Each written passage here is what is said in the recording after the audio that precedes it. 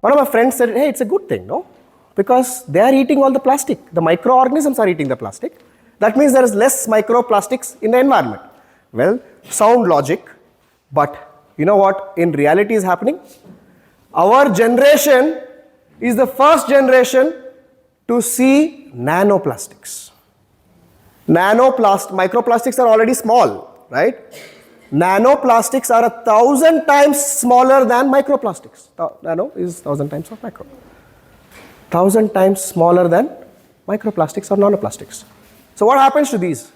Antarctica, which is not a human habitat, even there in penguin droppings, that means that penguins have been eating plastic to get plastic in their droppings. There are microplastics in the cloud. Weather patterns are already changing. You cannot predict when it is going to be cold or when it is going to be hot. When I was 6 years old, weather was very predictable. Sir was telling in the morning. It was an easy life for us. But my son is 6-year-old now, and for him, it's a very dangerous world. You can never say when it is going to rain or when is it going to be cold. I won't be surprised in the next 10 years if it snows in Bangalore. Yes, I can have a snow party, yes, but that shows that the world is headed towards a very drastic point in its lifetime. A cave which was not touched for 30 years, it was sealed off. The whole cave was sealed off for 30 years, and in that cave water they could find microplastics. So you see, even if humans are not there, microplastics will find a way. They will get there eventually. Recently also there was a study which was done. Breast milk, which was supposed to be one of the purest things in the world once, also contains microplastic. That means a newborn baby which has not seen the world, for the first time it cries and the mother is feeding it milk, and in that milk there is microplastic. How is, good question. When you burn plastic or when you put it into landfills, they don't decompose, but they disintegrate. The difference between decomposing and disintegrating is, if it decomposes, it will have another form. It will change into another form when it is decomposing. But when it is disintegrating, it is only getting smaller and smaller and smaller and smaller.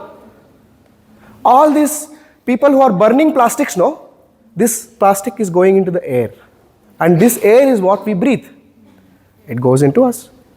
When it goes into the landfill, something called as leachate is formed. Methane gas is produced there, and that causes the climate change.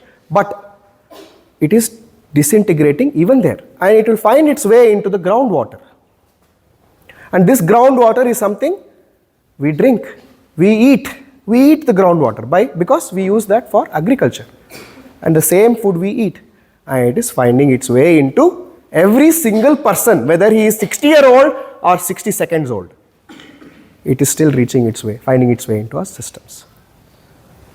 This is horrifying. It causes cancer. More and more cases of tumors which are found in the brain, they have found a link between that and the microplastics. More and more cases of people having asthma-related symptoms. Perfectly fine, doesn't smoke, doesn't do anything, very physically fit person has asthma these days. That's because of the microplastics which are present in the atmosphere. Whether you burn it or we put it in the landfill, it will find a way. Should we not do something about this? Don't you want to give a cleaner world for your kids? Let's not talk about my kid. My kid is a stranger for you. But your own children are going to be exposed to this threat. And it is high time we start doing something about it.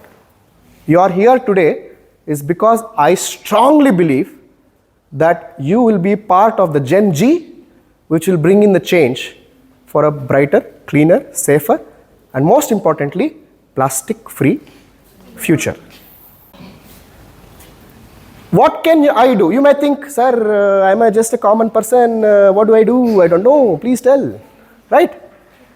Simple things, simple steps. I'm not asking you. See, you took an oath, right, today? You took a Bhurakshak oath. Did you understand what you are saying out loud? Or were you just, whatever I say, you would say? Very simple words, very simple oath. We need to do these things. Segregate waste diligently, not because government is asking you to segregate. Yeah, that is not why you should do it. You should do it because it is your duty. My father says, last time he told me, next time whenever you go for a workshop, please use this. He's a great speaker, way better than me. And he said, waste segregating should be as habitual as you brush your teeth. Wake up in the morning and nobody has to tell you to brush your teeth. You go there automatically and you know what to do and you do it. It's in automatic mode, right? Similarly, when it comes to segregating waste, it should also be the same way. Because if you don't segregate, it is called as mixed waste.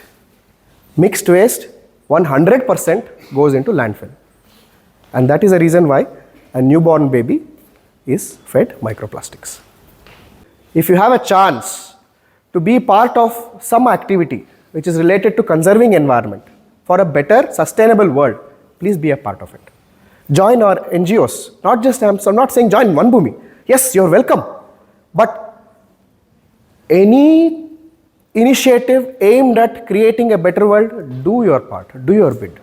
If they're asking you for 50 rupees, if you cannot afford it, even if you can afford 5 rupees, you give to those people.